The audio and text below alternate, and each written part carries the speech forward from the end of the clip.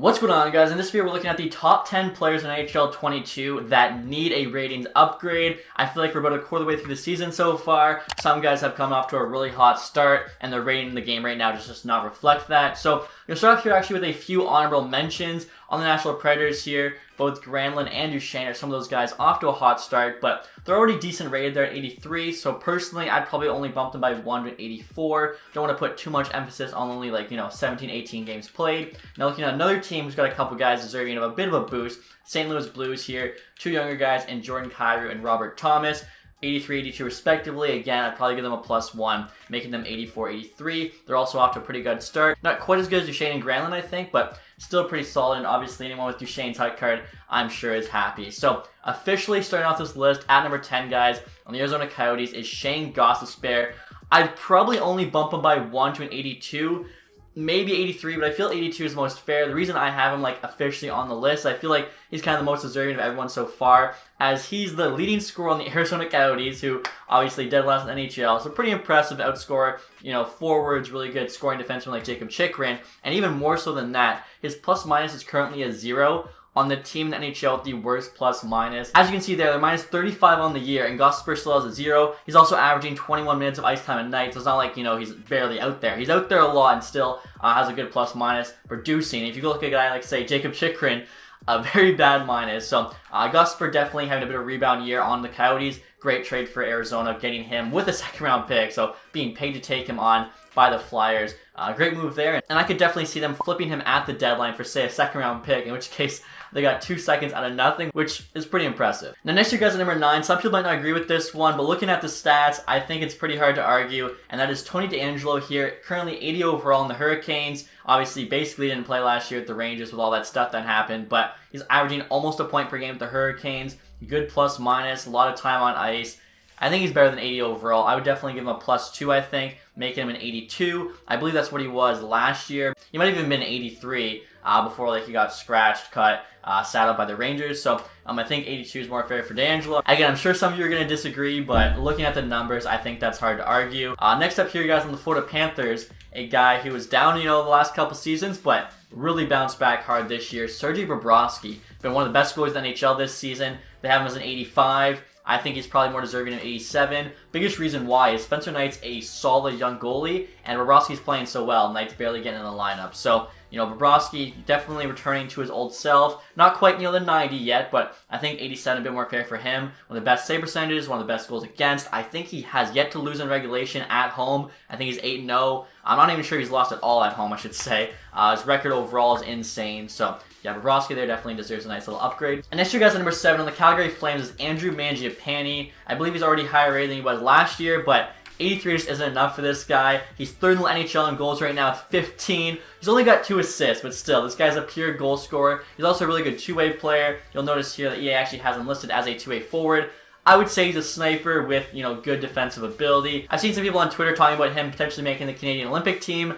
I don't know about that one. I feel like there's definitely, 12 better Canadian forwards in the NHL than him, but I do think he deserves an upgrade in this game. 84 at least. I'm honestly thinking 85. Give him a +2. As well, potential there. Definitely make him at least medium top 6, if not high top 6. Mangiapane, just such a good all-around player. I don't think too many people are going to disagree with this one. And after him, guys, actually, at number 6, another Calgary Flame, teammate of his, Oliver Kylington. Currently 79 overall, having a great start to this season. I believe he's on a contract here. I think he's kind of stepped into the role that Giordano left when, of course, he went to Seattle, producing way more than he ever has. I want to say he's already got 12 or 13 points on the year in 18 games. And you can see, he's never had that many points in his career, and he's, doing it in just a lot less time. Not only that, but, he looks solid out there. The Flames are playing well. I think he's a big reason for that. Again, Giordano I thought was a big hit to them, but I didn't see the rise here of Kylington. So, 79 overall, for me, I give him a +3, make him an 82. I think that's pretty fair. Do I think he's playing better than Zadorov Valimaki for sure? Should he be quite as high rated as Hanifin yet? Probably not, but again, that's why I think 82 is a fair rating for Kylington. And moving into the top 5 here, guys, we have Toronto Maple Leaf. It's their starting goaltender. Not Peter Mrazek, as the game would have you think. It's Jack Campbell. 82 overall in-game, an absolute crime. This guy currently leads all goalies in both save percentage and goals against. That is, goalies that are actually starters, so 10 plus games played. Having a great start to this year. Played great last year for him. played great. I believe the season before that when he came in, when Freddie was injured there. Obviously, he started in the playoffs when Freddie was even healthy last season. So Campbell's really shown, like, maybe he's not an elite starting goaltender, but he's definitely a very capable starting goaltender. Should definitely be rated higher than 82 in my eyes. The fact Mrazek's an 84 and playing backup to him, I think Campbell deserves a +3 and should be an 85 overall. Again, one higher than Mrazek. I'm sure some people will say, Saros, for instance, is also an 85. Well, Saros shouldn't be an 85. He should be at least an 86. So I don't want to hear any arguments like that about the other goalies that are also underrated. No doubt in my mind, Campbell deserves a jump, as 82 is just way too low for him. And now next year, guys, at number 4, we have an Anaheim Duck, and it's Troy Terry, currently 81 overall in game, even though he's top 10 in scoring in the NHL, having a breakout year. Definitely deserves an upgrade for me. How well he's producing. Other guys kind of similar play style to him, similar age and stuff. I think he should get a +3, boost him up to an 84. You look at some of those other guys who I have being an 84, like Kyrou Thomas. I think he's definitely on par with them, having that breakout start. So a bigger boost for him. Again, I think he's playing really well. He's scoring a lot of goals there, playing on that top line with Getzlaf or Kellen. He was healthy. Now, at number 3, I've actually got his teammate. I just mentioned him, Ryan Getzlaf, 82 overall, so he's one above Terry. And I think a big reason why Terry's having such a good year is because he's scoring all these goals off of Getzlaf's passes. Like, you guys look at Getzlaf's stats. He's only got 1 goal in the season, but I think 15 assists. Just an absolute playmaker right now. Honestly, he's reminding me a lot of Jumbo Joe, just kind of looking like Joe Thornton there in his older years. Just a pure playmaker. Still a little bit of a power forward. He's 6'4". He's going to be tough to bounce off the puck. And again, I don't think Terry's having as good of a start to this season without Getzlaf, which is why I have Getzlaf at the 3 spot, Terry at the 4 spot. As well, you can see there, Getzlaf's an 82. I believe last year he was 84 or 85, and this year they downgraded him, so I would simply just bump him back to his old rating. At least an 84. Personally, I think you can make him an 85. I feel like he's really good defensively, so he kind of has that full package, in which case I think, even without the speed, definitely still, a strong power forward, good playmaker. Ryan Getzlaf, 85.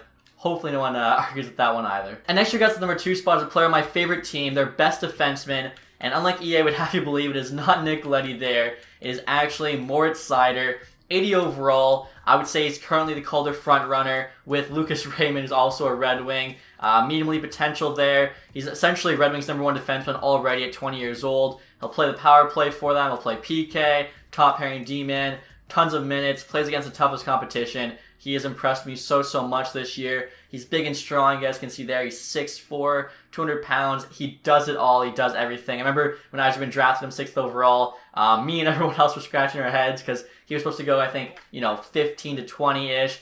And this is why you trust the youngster plan. Seider has looked so good. So the fact, without a doubt, he's the Red Wings' best defenseman.